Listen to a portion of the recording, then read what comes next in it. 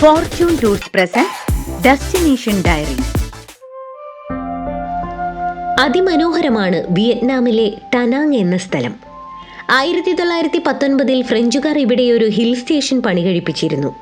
അക്കാലത്തു തന്നെ അതിനോടൊപ്പം പണികഴിപ്പിച്ചതാണ് 150 മീറ്റർ നീളമുള്ള സുവർണ പാലം.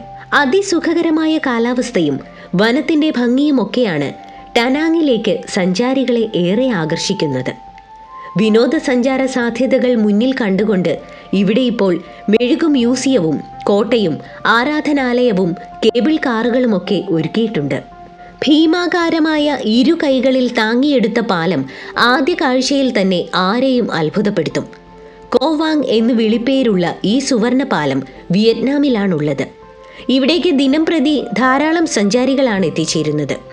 കാടിന് നടുവിലെ ദൈവത്തിന്റെ കരങ്ങളിലെ പാലം എന്നാണ് സഞ്ചാരികൾ ഈ സുവർണ പാലത്തിനെ വിശേഷിപ്പിക്കുന്നത്.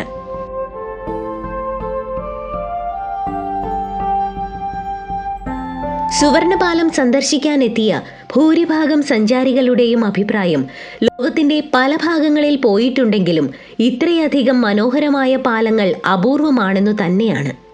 വിദേശ സഞ്ചാരികളെ ആകർഷിക്കുന്നതിന് വേണ്ടി നിരവധി പദ്ധതികളാണ് വിയറ്റ്നാം ഗവൺമെന്റ് ചെയ്തു വരുന്നത്.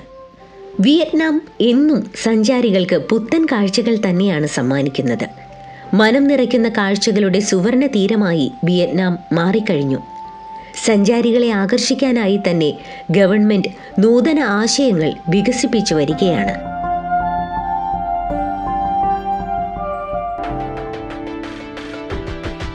Fortune tours presents destination diary.